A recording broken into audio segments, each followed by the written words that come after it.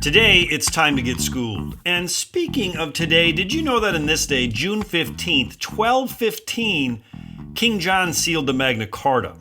The story is easy to tell. King John of England, evil and mean-spirited, was forced to capitulate to his nobles for the first time basic due process rights.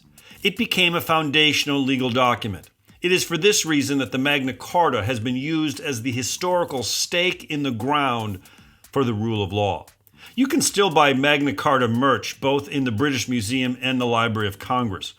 What you may not have been taught is that King John, soon after signing the Magna Carta, asked the Pope to nullify the agreement. The Pope did so immediately. What the Pope could not nullify, however, is our memory. Peasants, 100 years later, cited the Magna Carta. And as Jill Lepore has written, the guarantees found in the Magna Carta were cited as authoritative by American patriots in the 1770s.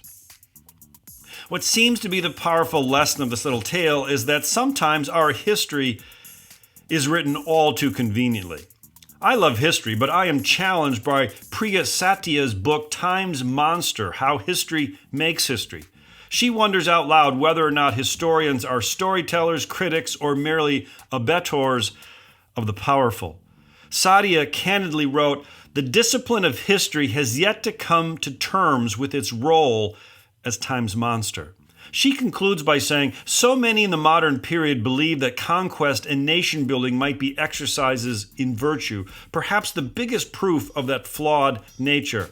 Billions of us now are working out our destinies in the shadow of states and political relationships that are the wreckage of that folly. History has been a great enabler of that undeservedly easy conscience, and it is time that the producers and consumers of history together can see that there is no narrative of progress that might justify a moral wrong.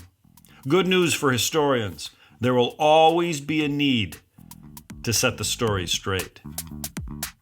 Psst, it's Prologue with Mr. Review. It's a podcast that is actively digging tons of earth to find an ounce of gold, striving for a more perfect union.